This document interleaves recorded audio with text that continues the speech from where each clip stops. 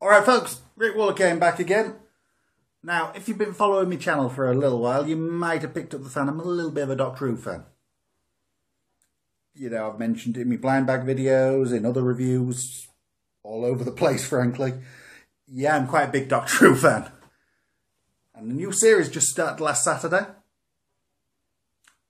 So I figured now would be the perfect jumping on time to start reviewing the show as it airs. Going to go over plot, character, the overall arcs, my fan theories, all that sort of cool stuff. Mostly because the friends I used to discuss this sort of thing with either settling down and I'm not seeing them as much, or they've moved away, or various other things. So hey, their loss, YouTube's gain. At least if you ask me. Now, this is going to still be a bit of a feeling out process because, you know, first time I've done anything like this, and I'm full of cold, so my throat's a bit, you know, sore and coughing.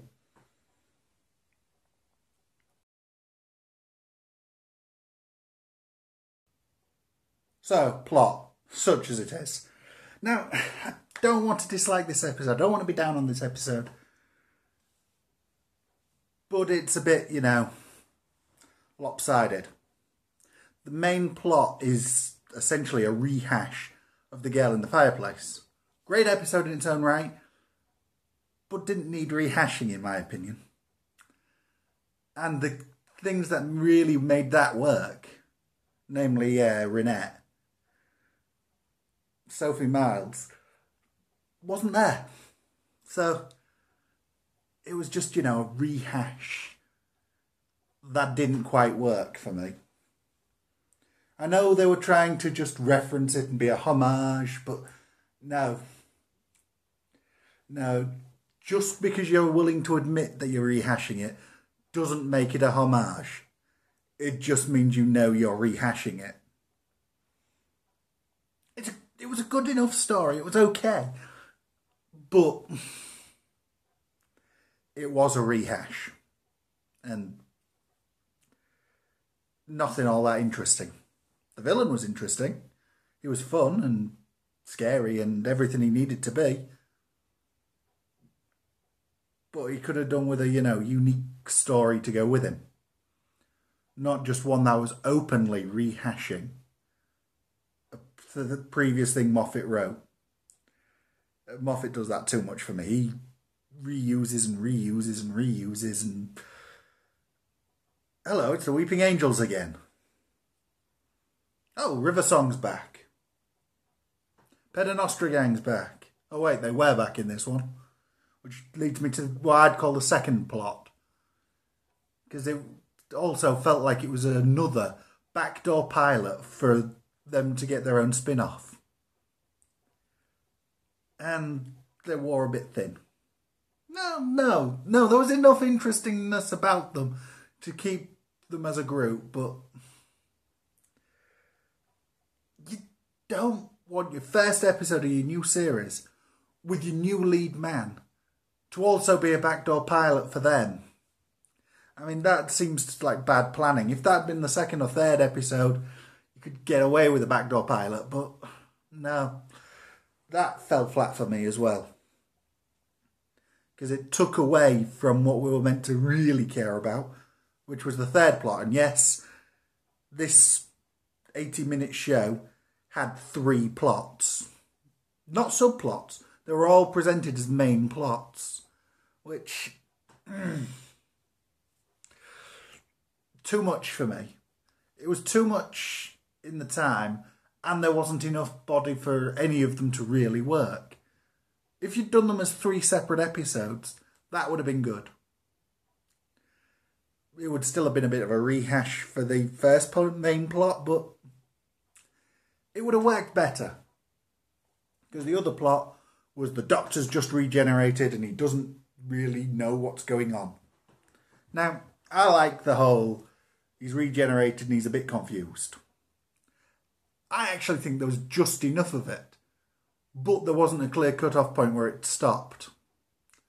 I'd say the clear cut-off point where it stopped was the restaurant scene, and everything from then on was the new Doctor. But that's a debatable thing. And hey, it's up to you where you see the cut-off. You might not have seen it till the very last scene. I know some people didn't. So yeah, we've got a new Doctor, and him and Clara are just seeing how they work together. Or if they work together. Which is a major plot, really. Or at least a major subplot that should have a lot more time to explore. But it was competing for room. There was too much going on and not enough. None of them got any real body. Which, I know I sound like I'm hating the episode, and I don't. I actually really enjoyed it. But it isn't a standout episode. There again, I don't think there is a big standout episode that's a first Doctor story. Or the debut of a Doctor story. Colin Baker once said that if you've got the greatest story ever told as your first story, kind of overshadows your debut. Not sure I agree with that, but I can see his point. So I'm not going to be too harsh on it for that. Except I may already have been. Right. Yeah, so nothing majorly original in the main plot. And too much going on in the background plots or the other main plots to really make this a classic. But it was good. I enjoyed it. I did enjoy it. But that's mostly because of the characters, which is what we're going to go on to talk about next.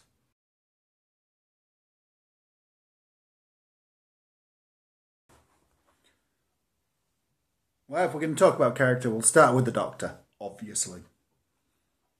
Now, as I've said, I thought he became his Doctor at the restaurant scene.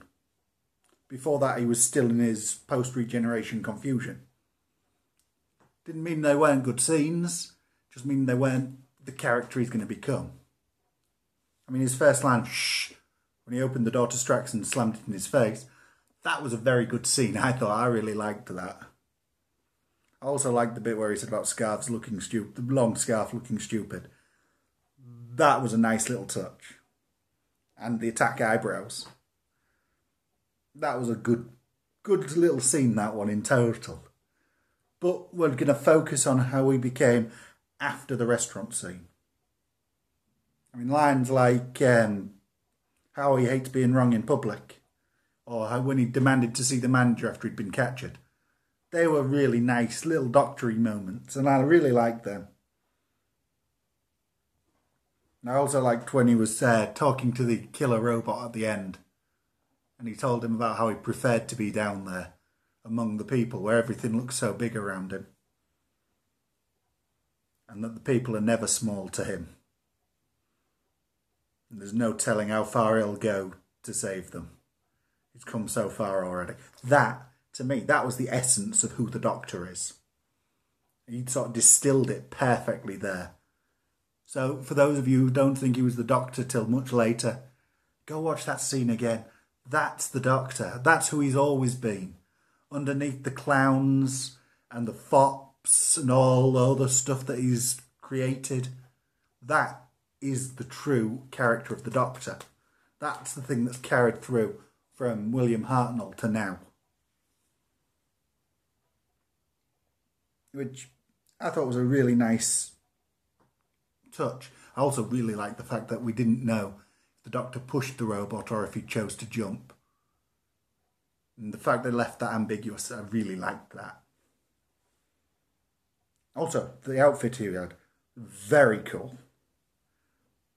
I think he's got the best look since Christopher Eccleston. Chris Eccleston's my favourite look for a Doctor. Not my favourite Doctor by a long chalk, but it's one of my favourite looks. This one's a very close second. I think he looks really good. I also like the fact he wasn't a hugging Doctor. And the fact he didn't have a choice. That was a nice little moment. But the thing that struck me as his main bit so far is, you're asking the wrong question. That could become his catchphrase. And I like that as a catchphrase. I think it would work very nicely. He was serious, he was dark, he was funny. Everything the Doctor should be. Some people have asked why have the fans clung on to him as being a good choice as the Doctor and accepted him straight away. It's because he's one of us. Peter Capaldi is a Doctor Who fan. It's like one of us becoming the Doctor. We approve because we think we could be him at some point. Unlikely, but it's possible. So yeah, the way the Doctor's been created so far has been good. But here's the big problem. He's not been given enough to work with. He's not had a chance to develop yet. This was meant to be his big debut and you meant to push him big in this. And we didn't get that. Hopefully we will. But he didn't get enough focus. It seems to be a bit of a Moffat thing that if you introduce a character, you have to take time before you actually focus on him. I mean, it's like Clara. We haven't had much focus on her till now. And as such, I'm going to go on to talk about her next.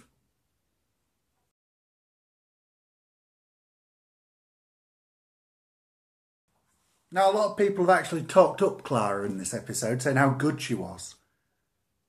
I don't think she was. I think she was incredibly bad in this episode. Okay, bad might be overstating it. Not Jenna Coleman. Her acting was phenomenal. I'm not going to complain about her. I'm complaining about the stuff the character was given. The fact that she was so whiny about the doctor, A, about the Doctor being old, and B, about him changing. He changed, yeah, we get it. He's old, yeah, we get it. Stop complaining. Especially since she's met every Doctor. She's travelled through his time stream, met every single one of them. She knows he changes like this. She knows the Doctor better than the Doctor knows himself. Why is she so thrown by the fact he's different? Why does she say the Doctor's gone? Because she knows he isn't. She knows it's just a different aspect of him that's come out. But yeah, that just seemed so flawed for me. And it took away from her character. We got some nice character moments. Like about her being, what was it the Doctor said? A game-playing, needy egomaniac. That was interesting, but that's how he saw her.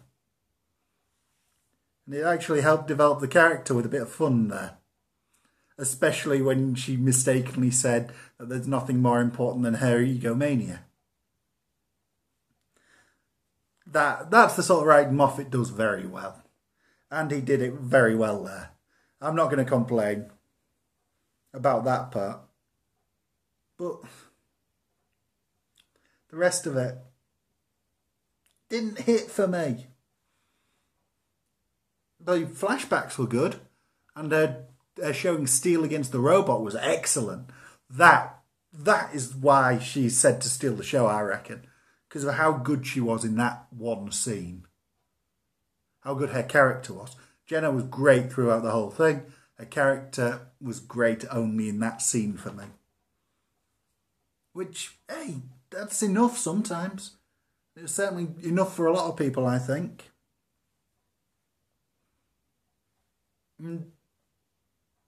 Should have been from then on, though, that she trusted the Doctor because he was there for her. That's when she should have got it, and she didn't. To be fair, she should have got it long before that. She shouldn't have had the issue. But if she did have the issue, especially if she thought something had gone wrong, I can excuse it because of that. It should have changed there. It didn't. Moffat dragged that out too long. Now, I'm going to talk about an interesting theory I've got here as well, to do with Missy. You know, the big arch villain that we're going to get for this series finale. Or presumably she's the villain. Because I have the theory that that is Clara. Or at least part of Clara. When she jumped into the Doctor's time stream and got shattered into all the different aspects, I think this could be one of her aspects.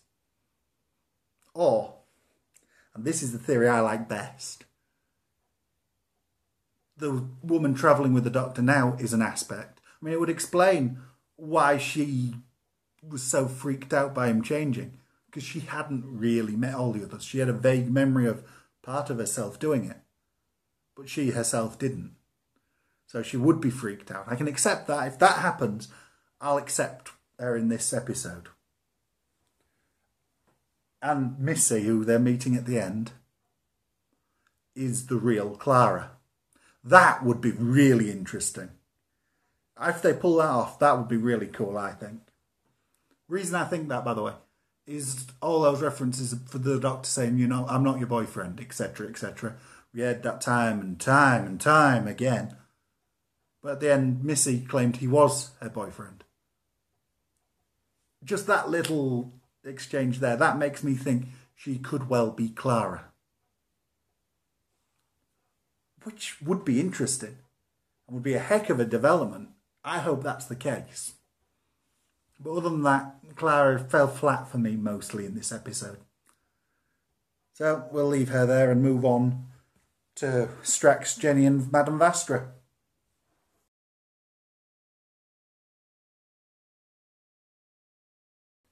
Okay, so let's talk about the Pedanostra gang. I'm not that keen to see them again. They were fun while they lasted, and if they get their own series, they could develop into interesting characters. But as irregular guest stars, they've run their course. Madame Vastra, no. She's Sherlock Holmes, but she's a lizard. Moffat writes Sherlock Holmes, we'll get as many references in as we can. Yeah, I didn't like that. Hated that. Groan-worthy. Truly groan-worthy. She had no real major good character moments, aside from when she talked about the veil. That was nice. She nailed that. The rest, she wasn't needed. Which seems a shame. And her only other good moment, where she turned the board around and she wasn't painting Jenny, it was so hackneyed that it was played beautifully. Made me laugh and made me smile. I liked it. But anyone could have done that. It didn't need to be Vastra.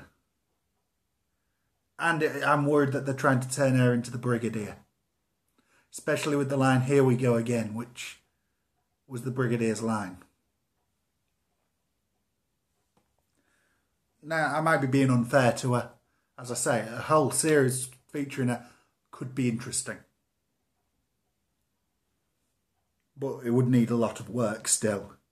Especially with someone like Strax, who, most of the time, he's not funny. The throwing of the paper up at Clara, not funny. The "can I take your coat? I'm not wearing a coat." Too drawn out. Not enough times where he's funny. When he knocked on the door, that was funny.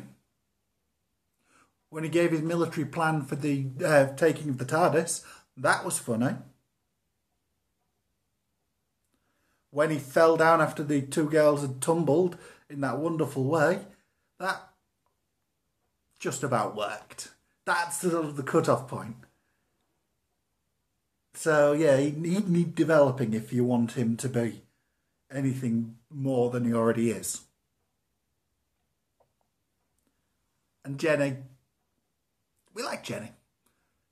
But the worry is that she's too much there for fan service. I mean, the way she was posing when she thought she was being painted, that was just about fan service, not art, as they said in there, fan service. As was the lesbian kiss, but that was done tastefully and cleverly. I approved of that. That was all right. That was justified within the story. The only other thing worth mentioning about Jenny in this story was that speech she gave to Clara. You know, I don't like her, I love her, and as for being different, she's a lizard. That was a really nice moment. She is probably the only one who could fully carry the series, and is the character is right now. So she was underutilised in this, which is probably in her favour, which is probably why she worked. So yeah, not got much time for the Pedanostra gang at the moment. We'll probably talk about them another time when they reappear again for another backdoor pilot. But till then, we'll move on.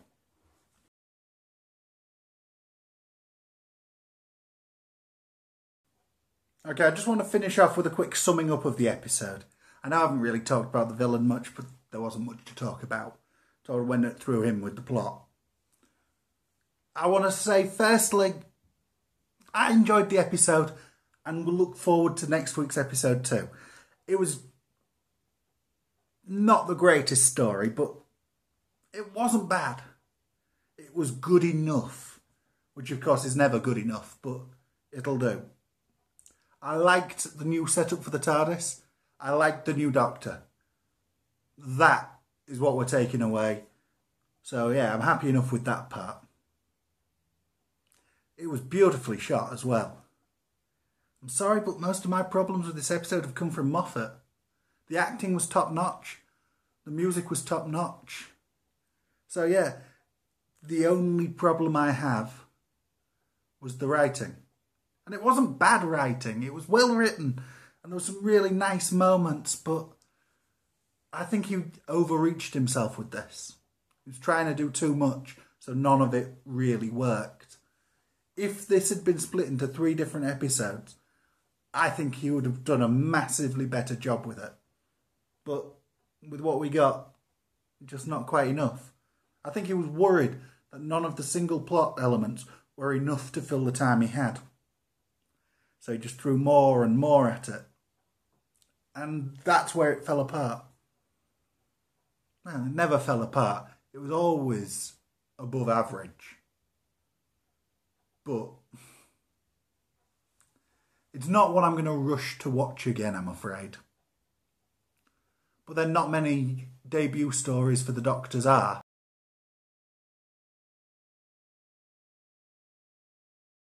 Overall, I'd call it a good solid 5 out of 10.